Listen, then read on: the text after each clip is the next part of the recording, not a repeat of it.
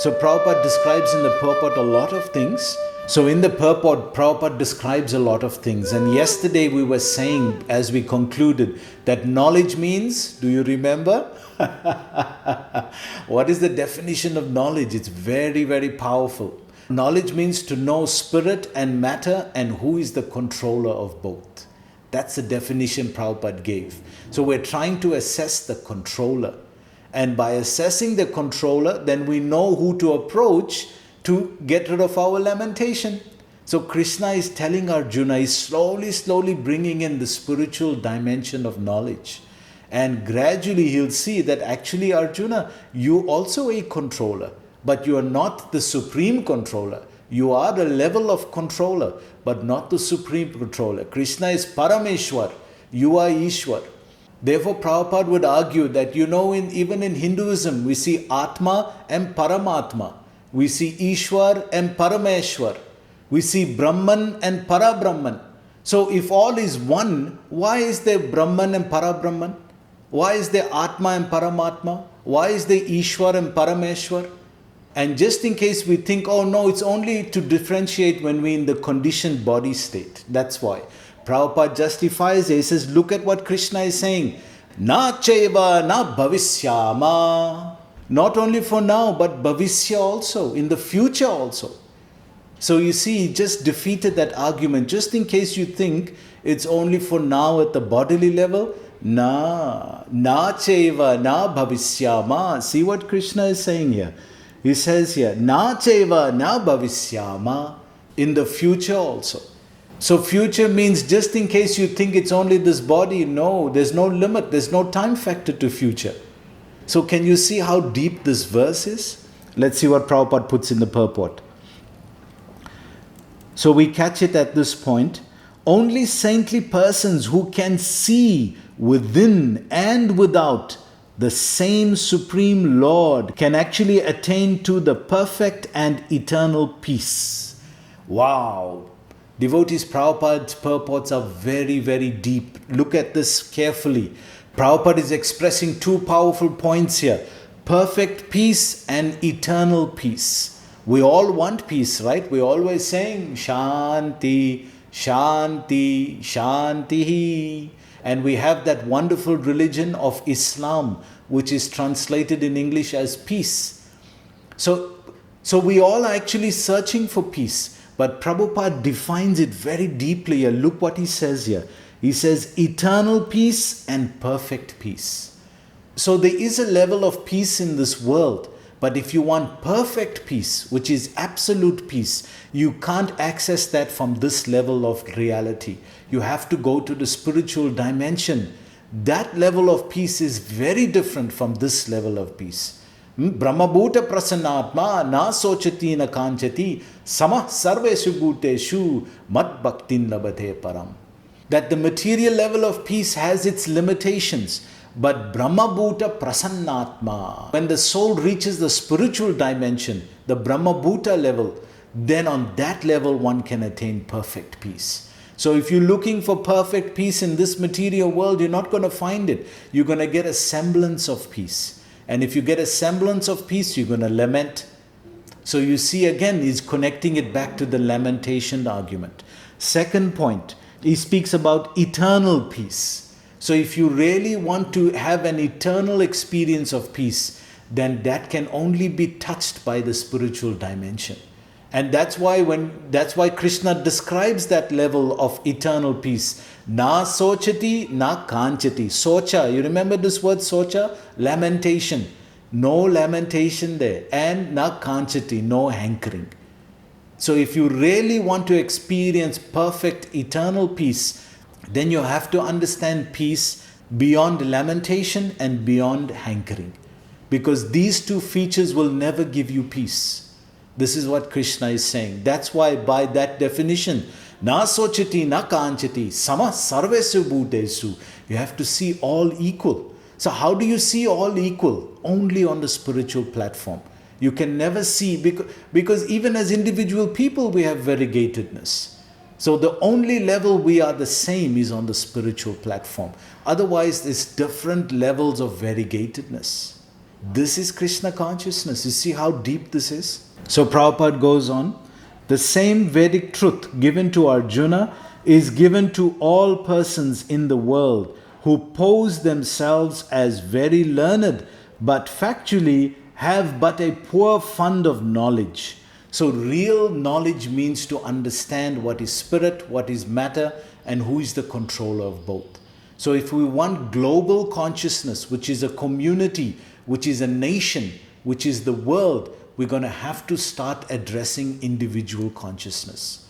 From that level, and if you address individual consciousness, you're going to have to address yourself. You're going to have to address your inner self, because what is coming outwardly is lamentation and hankering. And those two features are symptoms that you're taking shelter at the bodily level. And therefore we're experiencing pain. So Krishna is redefining our understanding of who we are. We're only seeing ourselves as an earthling, as an individual of this planet. But there's a deeper reality to us that nobody is talking about. Only the spiritual consciousness is revealing this. Therefore, Krishna is speaking spiritual knowledge now to Arjuna. Prabhupada goes on to say, the Lord says clearly that He Himself, Arjuna, and all the kings who are assembled on the battlefield are eternally individual beings, and that the Lord is eternally the maintainer of the individual living entities, both in their conditioned and in their liberated situation. Krishna is also taking care of us there. You remember that verse, right? We went over it so many times, it became like a nursery rhyme. Nityo Nityanam, Chaitanas Chaitananam, Eko Bahunam Jo Vitadadi Kaman. That both are Nitya, the soul and God are eternal, Nitya. And Chaitanas Chaitananam, both are conscious. The soul and God is conscious. But what's the difference? Eko Bahunam Jo Vitadadi Kaman. That one is dependent on the other. That is the difference. Once you understand what is true dependency, that is the perfection of life. Right now, what are we dependent on? We're dependent on fallible soldiers, on the body. Everything that is meaningful to us and everything that we see as dependent is all based on the body. And they are fallible soldiers. Just see this, devotees. But for a devotee of the spiritual world, he takes shelter. He's dependent on Krishna for all levels of life. And this is what Krishna is saying at the end. Sarva dharman parityaja. Give up all these lower levels of dharma. Mam ek aham saranam raja. Just surrender to me, Arjun. Aham tvam sarva papebhyo. I'll remove all your sinful reactions. Mokshasyami masuchaha. So sinful reactions is the material world and moksha is the spiritual world. So indirectly he's saying, I'll take care of everything for you. But are we listening? Are we listening or are we hearing, devotees? What's the difference? You figure that one out. So let's see what Prabhupada says here. The Supreme Personality of Godhead is the Supreme Individual Person, and Arjuna, the Lord's eternal associate, and all the kings assembled there are individual eternal persons. So Prabhupada is addressing Arjuna's thought processes. That Arjuna is reasoning, okay, maybe it's so, but is it eternally like that? And therefore, Prabhupada is bringing out this argument which Krishna is telling to Arjuna, that na cheva na bhavishyama, that not only for now, but in the future. We see this in the 15th chapter of the Gita. When we were doing Purushottam Yoga, we discussed this in the Purushottam month. That in 15.16, Krishna is saying 3 levels of consciousness, 3 kinds of living entities, the Kshara, the Akshara, and the Purushottam.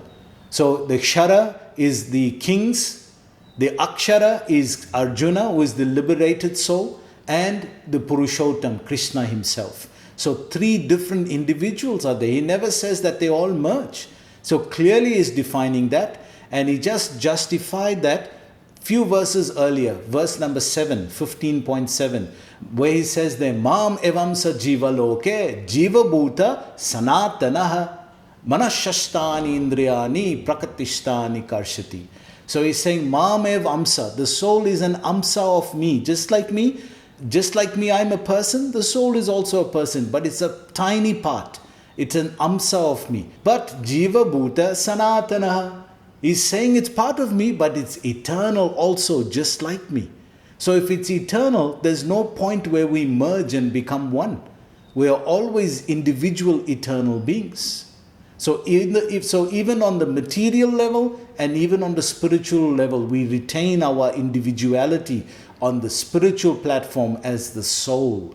So this now becomes the introduction of Krishna to start speaking about that individual, the eternal individual part of God, which is the soul. So therefore, from now onwards, Krishna will start speaking about that, which is the soul. So do you see how the Bhagavad Gita flows like this? Isn't it so beautiful?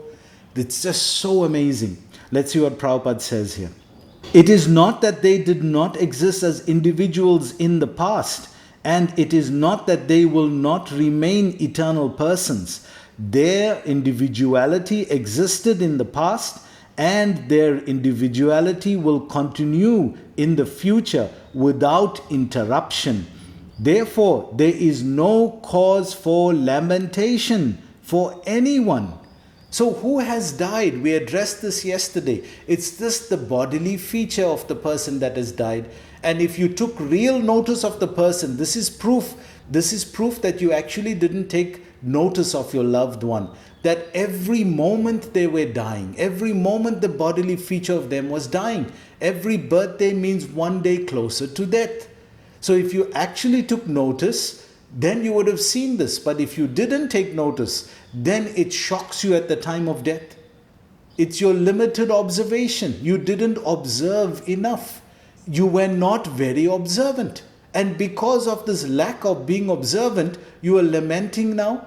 If you actually saw, you would have saw that they were dying every day. They were getting closer and closer to death at every birthday. So if you saw this, you would have seen, then you're not surprised when finally it happens. But why are you surprised? Because you've never noticed it. This is why Bhagavad Gita is teaching the process of life. Learn how to observe. First chapter Bhagavad Gita. Observe the armies on the battlefield of Kurukshetra. Learn how to observe. Isn't this wonderful, devotees? Let's see what Prabhupada says here. So Prabhupada gives a very beautiful counter argument. Let's see what he says here. If individuality were not a fact, then Krishna would not have stressed it so much, even for the future. Isn't that so? If we went individuals for the future, then Krishna would have said, okay, Arjuna, you justified in lamenting now because they're not eternal. That means whatever you attach to, that means whichever person you attach to, you justified because that person would die. But he's saying it's not justified because that person has never died. That person has always been. You've not taken the time to assess them enough that their bodies were just going through different phases of death. And now because of that lack of knowledge, look at the grief that you are in because of that. You haven't understood life and the process of life. Let's see what Prabhupada says here. So Prabhupada says here, the Mayavadis may argue, now we're hearing about the Mayavadis, Prabhupada's famous contestants. Why? Because this is their philosophy, that all is one. So let's see how Prabhupada defeats this argument. So he says here, the Mayavadis may argue that the individuality spoken of by Krishna is not spiritual, but material. And we addressed this point, right? That is only addressing the individuality that is only addressing it on the material level. So let's see what Prabhupada says. Even accepting this argument that the individuality is material, then no one can distinguish Krishna's individuality. Krishna affirms his individuality in the past and confirms his individuality in the future also. So you see what Prabhupada is saying here? He says if you look at Krishna, Krishna has just said, Nat from evaham jatuna sam. Me, never was time that I did not exist. So if you judge Krishna's existence just on the material body, as Mayavadis do. They say God comes as avatar and he does his Leela here and then he goes back. That means he had a material body. Then why does Krishna say never was there a time? That means he's beyond time and space. Do you see that? Never was there a time. Na tvam evaham jatu nasam.